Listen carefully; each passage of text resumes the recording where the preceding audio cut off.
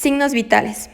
¿Qué son los signos vitales? Los signos vitales son mediciones de las funciones más básicas del cuerpo. Los 4 signos vitales principales que monitorizan de forma rutinaria los profesionales médicos y proveedores de atención médica son los siguientes: la temperatura corporal, el pulso, la frecuencia respiratoria y la presión arterial. Presión arterial, vital para el cuerpo humano.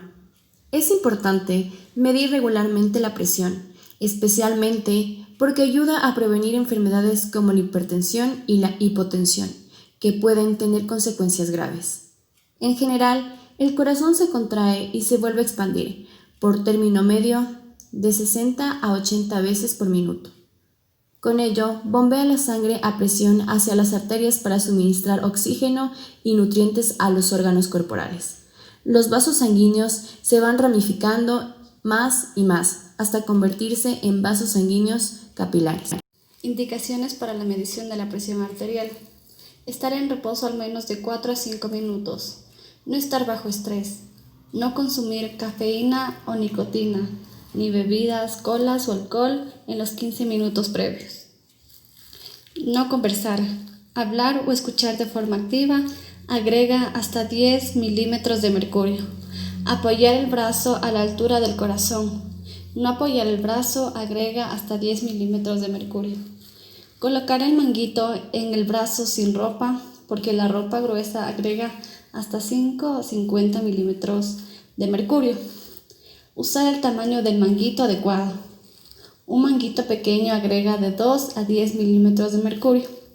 Apoyar los pies. No apoyar los pies agrega hasta los 6 milímetros de mercurio. No cruzar piernas y tener la vejiga vacía y apoyar la espalda, porque al no apoyar la espalda agrega hasta 6 milímetros de mercurio.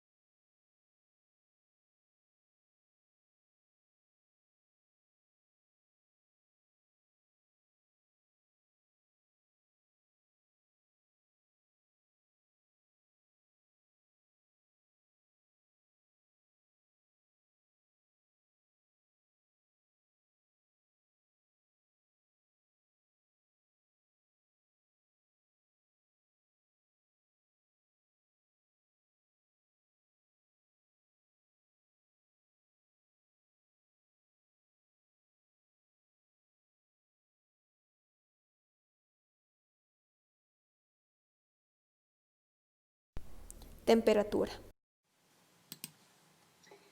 La palabra termómetro viene del griego, que significa termo, caliente, y metro, medida. Este es un instrumento que mide la temperatura corporal y consiste en un tubo capilar de vidrio que termina en un pequeño depósito que contiene cierta cantidad de mercurio, que es de 0,5 a 2 gramos. Este se va a dilatar al momento de aumentar la temperatura y se va a contraer al momento de disminuir.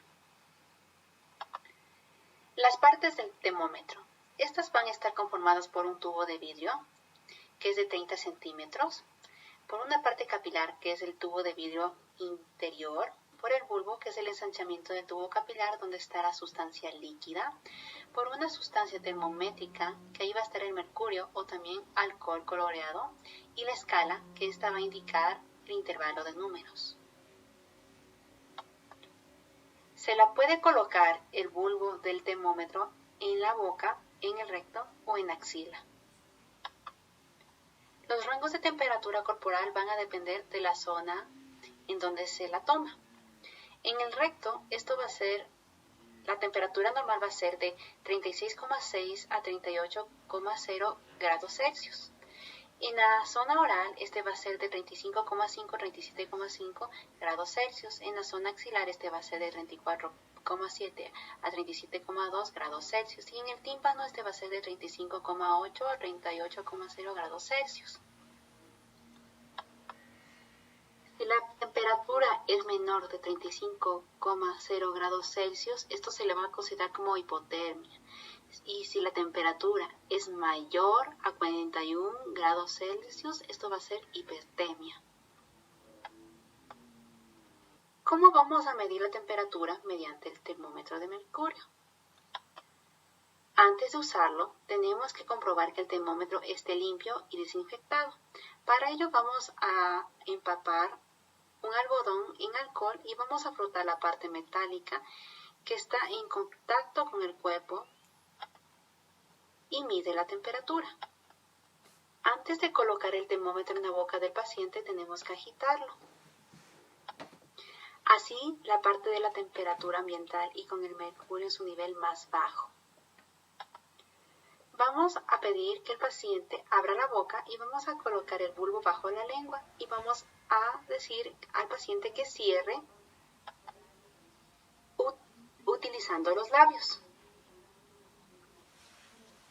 Tenemos que esperar unos 3 minutos.